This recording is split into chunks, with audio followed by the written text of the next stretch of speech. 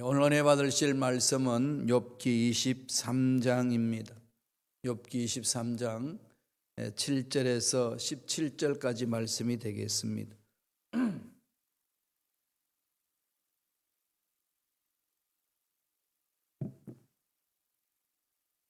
욥기 23장 10절로 17절까지 말씀 다 같이 봉독하시겠습니다. 그러나 내가 가는 길을 그가 아시나니 그가 나를 단련하신 후에는 내가 순금같이 되어 나오리라. 내 발이 그의 걸음을 바로 따랐으며 내가 그의 길을 지켜 치우치지 아니하였고 내가 그의 입술의 명령을 어기지 아니하고 정한 음식보다 그의 입의 말씀을 귀히 여겼도다. 그는 뜻이 일정하시니 누가 능히 돌이키랴. 그의 마음에 하고자 하시는 것이면 그것을 행하시나니 그런즉 내게 작정하신 것을 이루실 것이라. 이런 일이 그에게 많이 있느니라. 그러므로 내가 그 앞에서 떨며 지각을 얻어 그를 두려워하리라. 하나님이 나의 마음을 약하게 하시며 전능자가 나를 두렵게 하셨나니 이는 내가 두려워하는 것이 어둠 때문이나 흑암이 내 얼굴을 가렸기 때문이 아니로다. 아멘. 이 말씀으로 욥의 확신이라는 제목으로 은혜의 말씀을 나누겠습니다. 23장까지 왔습니다. 욥에 대해서 이야기를 나누면서 1장, 2장에 참 욥이 하나님을 잘 섬기고 동방의 의인이다 칭찬받는 그런 욥이었고 그 가정에는 다복했고 재산도 많았고 늘 하나님 중심으로 삶을 살았습니다. 그런데 어느 날 느닷없이 엄청난 어려움을 당합니다. 재산도 빼앗기고 자식들도 다 잃어버리고 욥은 몸에 병이 생겨가지고 정말 죽을 수밖에 없는 그런 상황에 놓여 있게 되었습니다. 어떻게 해서든지 좀 벗어나 보려고 발버둥치고 애쓰려고 노력했지만 전혀 희망의 빛이 보이지 않습니다. 얼마나 기가 막히겠어요. 하루아침에 그랬는데 그냥 하나님의 말씀을 등지고 하나님을 대항하고 살았다면 빨리 그것을 깨닫고 돌이키면 되는데 하나님 말씀대로 살려고 몸부림친 사람이고 또 칭찬 들었던 사람이고 주위 사람들도 다 그렇게 하나님 중심으로 산다는 걸 알고 있는데 갑자기 이런 고난이 닥쳐지니까 어떻게 해석할 수 있겠습니까? 정말로 그냥 사면초가고 억장이 무너지는 거 아니겠습니까? 친구들이 또 와가지고 위로를 한다고 하는데 함께 울어주고 함께 위로하더니 이젠 본색을 드러냅니다. 물론 그들이 욥을 죽이려고 그랬겠어요. 처음부터 욥을 이렇게 보살피고 위로하려고 했는데 위로한다고 하면서 던지는 말들이 하나님의 관점이 아니고 그들은 하나님 관점이라고 이야기해요. 친구들은 하나님의 관점이라고 얘기하면서 자기가 경험한 것, 자기가 생각한 것, 자기가 이때까지 읽어놓은 가치관, 세계관을 가지고 욥을 바라봅니다. 욥기를 읽으실 때 우리가 이 부분들을 잘 파악을 하셔야 돼요. 욥은 스스로 고난을 왜 당했는지 이유를 모릅니다. 모를 수밖에요. 영적인 천상에서 사건들을 가르쳐주지 않았으니까. 우리는 욥기를 처음부터 끝까지 다 읽었기 때문에 내용을 알고 있기 때문에 욥에게 일어나는 고난이 어디서부터 출발했는지를 압니다. 지상에서 있는 사람들은 몰라요. 그러니까 모르니까 영적으로 눈이 열려지지 아니하면 지상에 있는 그것들을 가지고 내 관점으로 내 견해로 마구 말을 쏟아놓는 거지요. 이게 영적으로 둔감한 사람, 영적으로 하나님과 깊은 교제에 있지 않는 사람, 영적으로 말씀의 신앙의 뿌리를 내리고 가치관으로 형성되어 있지 않는 사람들이 어떤 사건에 대해서 해석할 때에 나타나는 현상을 보여주는 거예요. 그 욥기가 우리한테 그것을 보여주는 거죠. 새 친구들이 그렇습니다. 욥을 봐도 욥은 길을 잃은 사람 같아요. 차라리 내가 태어나지 않았으면 이런 고난 안 당할 텐데 정말 내가 이해할 수 없다. 차라리 내가 죽는 게 나은데 죽지도 못하고 이렇다. 몸부림치는 거죠. 하나님 앞에 와서 몸부림을 치잖아요. 그렇게 하다가 친구들하고 변론하면서 친구들 하는 말에 마음이 와닿지가 않는 거지요. 새 친구들 하는 말들은 일반적으로는 다 맞는 말이에요. 그죠?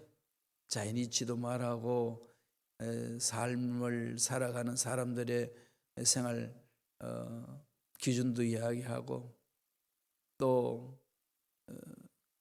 여태까지 조상들로부터 들어왔던 그 지혜로운 말도 해주고 또 신학적으로 나름대로의 일각이 있다고 하는 그 엘리바스 같은 사람은 영적인 사건에 대해서 해석을 하고 그렇게 하는데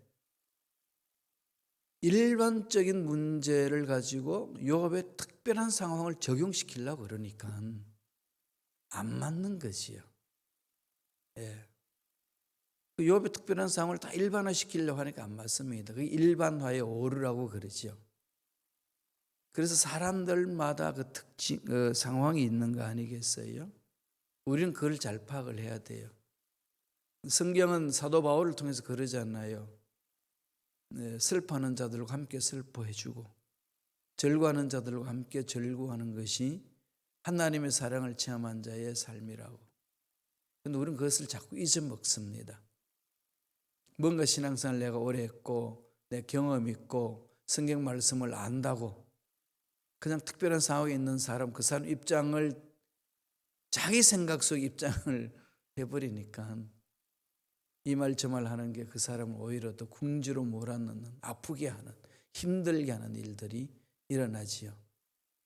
오늘날 현대 그리스도인들도 그런 일 많습니다. 특별히 직분 받으신 평신도 지도자 여러분들은요, 욥기를 정말로 보면서 자신을 많이 돌아보셔야 돼요. 저도 욥기를 다시 보면서 자신을 좀 많이 봅니다. 정말 잘못된 생각으로 건면하고 말했던 게 너무 많다는 걸 느끼는 거죠. 오늘 2절에 보면은 욥이 너무 답답하고 힘드니까 하나님 앞에 대듭니다. 그런 마음이 있다는 거예요. 한번 읽어볼까요? 욥기 23장 2절. 오늘도 내게 반항하는 마음과 근심이 있나니 내가 받는 재앙이 탄식보다 무거움이라. 반항하는 마음과 근심이 있었습니다. 왜 반항하는 마음이 있었을까요? 원망이 생기는 거 아니겠어요? 하나님 계시다면 이런 일이 일어나면 됩니까? 하나님은 정의로우신 분이라는데 왜 저렇게 불의한 인간들은 떵떵거리며 살고 하나님 뜻대로 살아보겠다고 몸부림치는 저는 이렇게 힘들게 만드십니까? 이게 그냥 누가 말하지 않아도 속에서 그냥 뻥뻥 터지지 않나요? 그죠? 그런 모습을 지금 본문에서 보여주는 거죠. 너무 힘들고 어려우니까. 그런데 이런 상황 속에서 욥은 고난 너머의 것을 바라보는 눈을 가지고 있습니다. 그 눈으로 지금 당하는 고난 너머의 것을 바라봅니다. 그리고 확신해요. 이게 신앙이잖아요. 이 영적인 눈이 열려 있는 사람만이 갖고 있는 은혜지 않습니까? 권세를 아는 거고 누리는 거죠. 그래서 저와 여러분은 영적인 눈을 뜨셔야 돼요. 영적인 눈을 뜨는데 집중하십시오.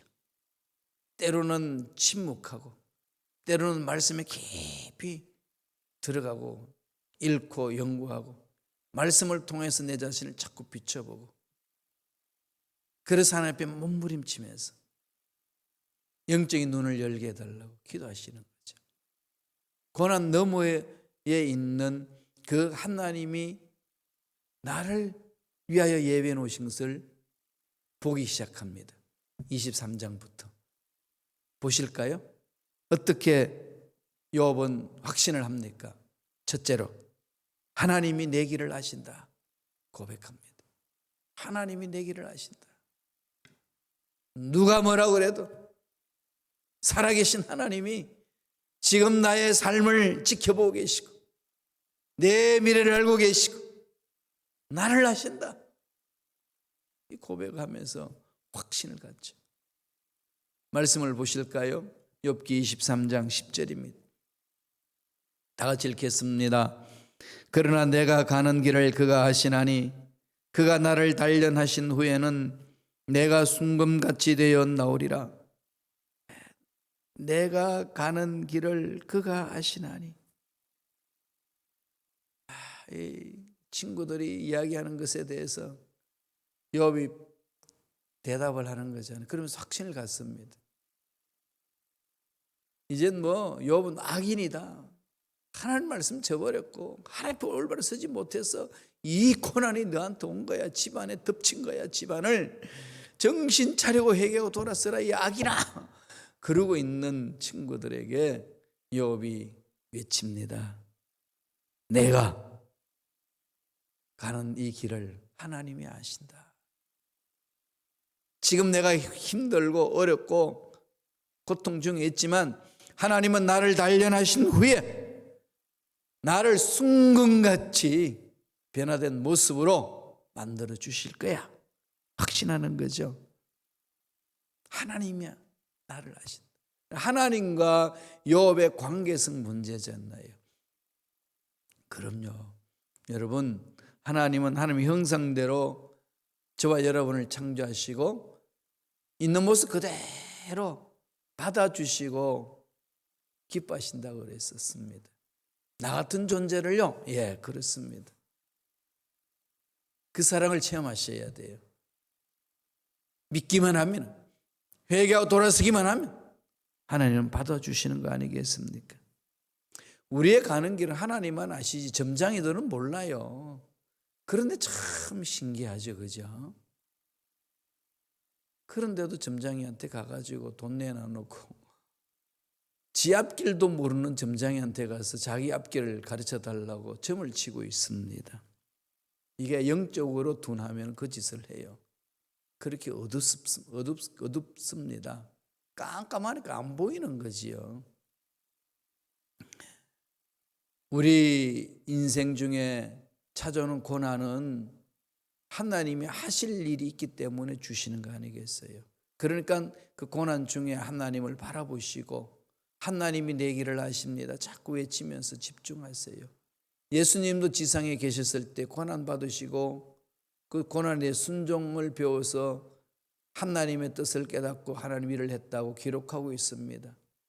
히브리서 5장 8절 9절 보실까요? 다 같이 읽겠습니다. 그가 아들이시면서도 받으신 고난으로 순종함을 배워서 온전하게 되셨은즉 자기에게 순종하는 모든 자에게 영원한 구원의 근원이 되시고 우리를 살려주시기 위하여 인간의 몸으로 입고 오셔서 인간의 몸을 입고 있는 시간적인 제약, 공간적인 제약을 다 받으시면서 그 고난 속에도 하나님의 뜻을 바라보며 하나님의 말씀에 순종하며 하나님이 주신 사명을 감당하셨다는 말씀입니다. 여러분, 고난 중에도 고난 너머에 계시는 그 하나님의 손길을 바라보시기 바랍니다. 하나님이 다 아신다. 이 확신이 중요하죠. 두 번째는 어떤 고백과 함께 확신을 갖나요? 하나님의 말씀이 지켜주신다. 말씀이 지켜주시는 거 여러분 체험하셨나요? 말씀을 붙드세요. 말씀은 살아있습니다. 에너지가 있습니다. 넘어지는 자 붙들어 주시고 연약한 자 일으켜 주시고 잘못된 길 가는 것 막아 주시고 비켜갈 수 있도록 해주시고 또 어떨 때는 점프해서 뛰어넘어갈 수 있도록 힘주시고 말씀이 그렇게 우리를 지켜주시고 보호하신다는 것 욥은 확신합니다. 욥은 23장 11절 12절에 이렇게 이야기를 합니다. 다 같이 읽어볼까요? 내 발이 그의 걸음을 바로 따랐으며 내가 그의 길을 지켜 치우치지 아니하였고 내가 그의 입술의 명령을 어기지 아니하고 정한 음식보다 그의 입의 말씀을 귀히 여겼도다. 밥 먹는 것보다도 말씀을 먹고 말씀에 순종하는 것에 더 우선적으로 합니다.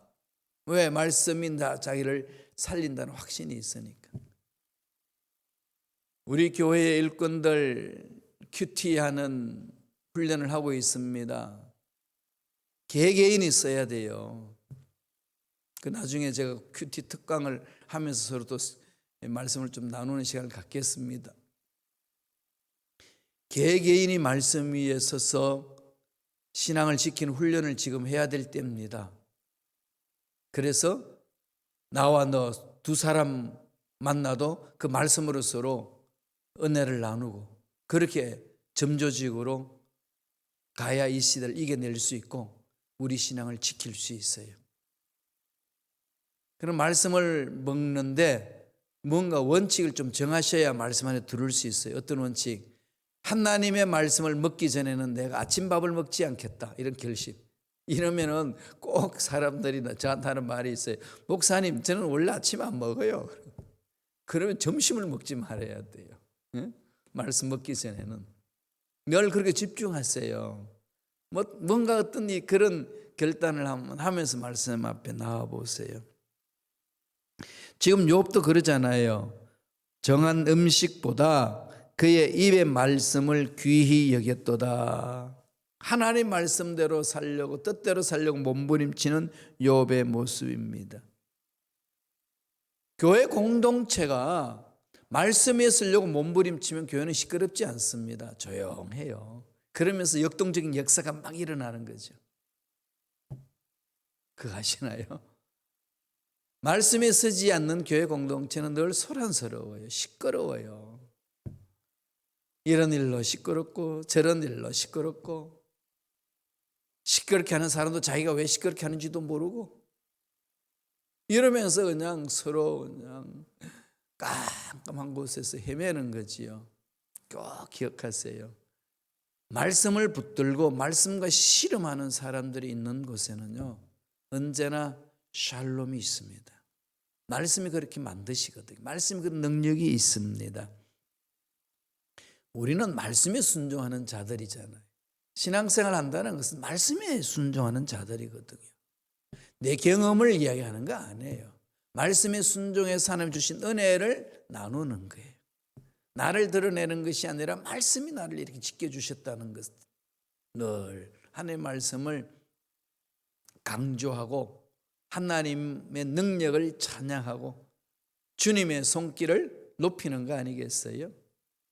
말씀에 써 있으면 그렇습니다. 그렇지 아니하면은 흔들리지요.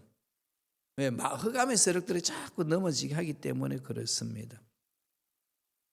말씀을 붙들면은 하나님이 어떻게 이 역사를 이끌고 계시는지, 역사 수레바퀴를 어떻게 돌리고 계시는지를 알게 돼요. 하나님이 이끄시는구나 아시거든요. 영적으로 깨달아지잖아요. 성서를 바라볼 때는 두 가지 방법을 가지고 바라봐야 된다고 제가 말씀을 드린 적이 있습니다. 첫째는 뭘까요? 현미경처럼요 이렇게 샅샅이 말씀을 봐야 돼요. 그 말씀이 나에게는 거울이 되는 거죠. 거울을 봐야 내 얼굴에 무엇이 잘못됐는지, 내 옷맵색 어떤 건지를 알 수 있고 고치잖아요. 그 말씀을 통하여 나의 삶을 보고 고치는 거죠. 삐뚤어졌구나, 올바로 가고 있구나, 그런 것들을 말씀을 기준으로 이렇게 내 자신이 분별할 수 있는 거죠. 그렇게 보는 눈, 거울같이 현미경같이 보는 거예요. 샅샅이 뒤지는 거죠. 연구하는 거죠. 또 하나는 뭘로 보죠? 만원경식으로 봐야 돼요. 만원경은 뭐죠? 가까이 있는 건 만원경이 아니잖아요. 멀리 있는 거 보죠. 저 멀리 있는 것을. 성경을 보면은 이 미래가 보이기 시작하는 거죠. 하나님이 어떻게 이 지구촌의 역사 수리바퀴를 인류의 역사를 돌리고 계시는 건가? 말씀을 통해서 보는 거예요. 그 훈련하는 거죠. 그러면서 하나님의 역사에 우리가 집중하는 겁니다. 그렇게 해서 하나님이 이끄시는구나 고백하는 거예요. 욥도 그렇게 이야기하고 있어요. 23장 13절 14절입니다. 다 같이 우리 한 목소리를 읽겠습니다. 그는 뜻이 일정하시니 누가 능히 돌이키랴. 그의 마음에 하고자 하시는 것이면 그것을 행하시나니 그런즉 내게 작정하신 것을 이루실 것이라. 이런 일이 그에게 많이 있느니라. 내게 작정하신 것을 이루신다. 하나님이 계획하신 것을 이루신다. 하나님이 역사 수레바퀴를 돌리고 계신다. 하나님이 절대 주권으로 모든 것을 운행하신다. 그 말씀이죠. 뜻은 하나님의 정하신 뜻은 반드시 이루시죠. 하나님이 약속하신 것은 말씀은 반드시 일으켜 주십니다.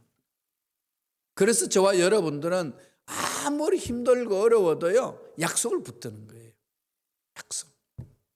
약속은 변함이 없습니다. 사람들의 약속은 수시로 깨지만은 하나님의 약속은 변함이 없습니다. 그 하나님을 만나셔야 그 약속에 대해서 확신을 갖는 거죠. 하나님이 것인다. 하나님이 하시면 되는 거잖아요. 그래서 다윗이 고백하지 않나요? 뭐라고 고백하지요? 야훼는 나의 목자시니 내게 부족함이 없노라.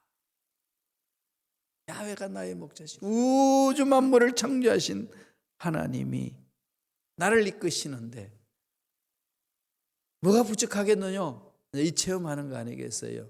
때를 따라 은혜를 주시고 꼭 죽을 것만 같았는데 살려주시고 막혔는데 뚫어주시고 갈 길이 없는데 길을 열어주시는 하나님. 뜻은 하나님 정해놓고 결코 변하지 않습니다. 그 고백하는 거죠. 확신을 갖습니다. 사도 바울도 하나님이 주신 은사와 하나님이 나를 부르시는 것에 대해서는 후회하심이 없다고 고백하고 있습니다. 로마서에서 그렇게 이야기하고 있죠. 로마인들에게 로마 교회에 편지 보낼 때 그 말씀을 씁니다. 볼까요? 로마서 11장 22절이에요. 다 같이 읽겠습니다. 하나님의 은사와 부르심에는 후회하심이 없느니라. 그죠? 하나님의 은사와 부르심은 후회함이 없다.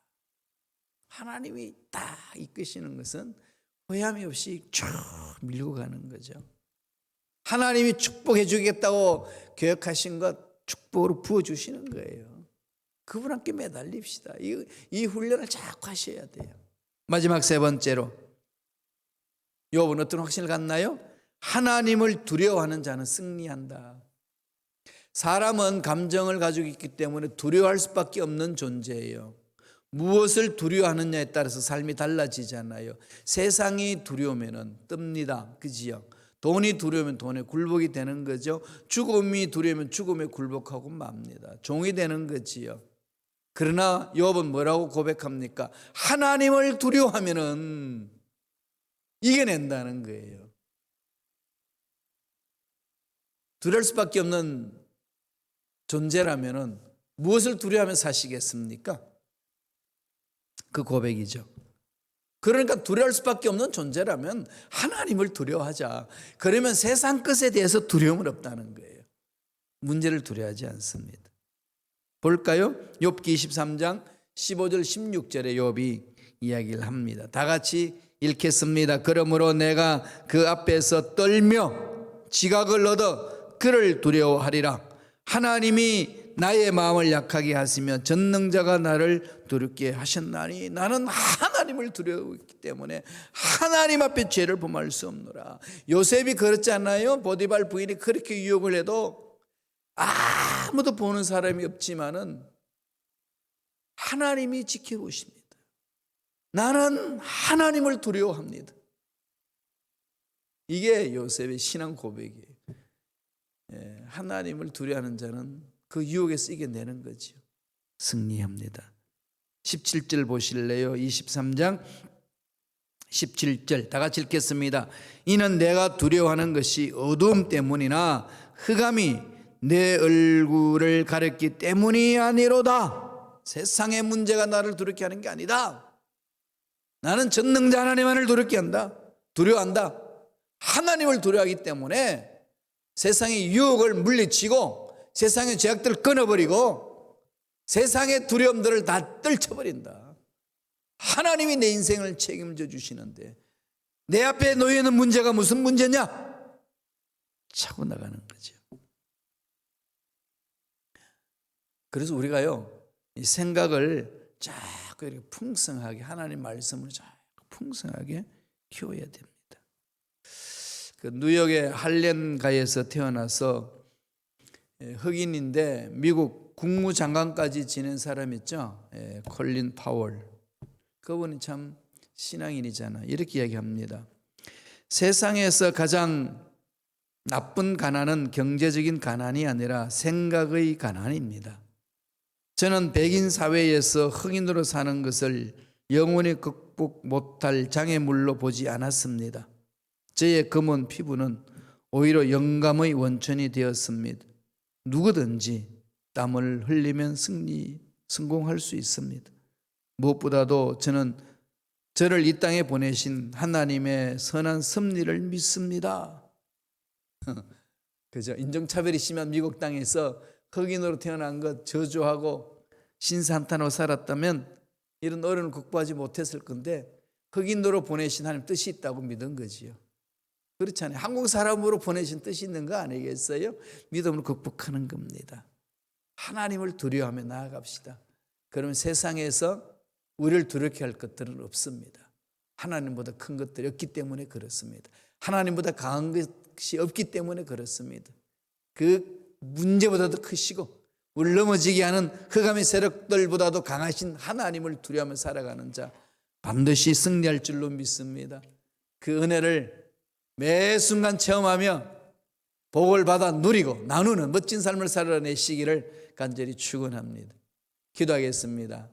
하나님 감사합니다. 오늘도 생명을 주시고 은혜로 함께하여 주셔서 예수 이름으로 일어설 수 있도록 축복해 주시니 감사합니다. 말씀의 신앙의 뿌리를 내리기를 원합니다.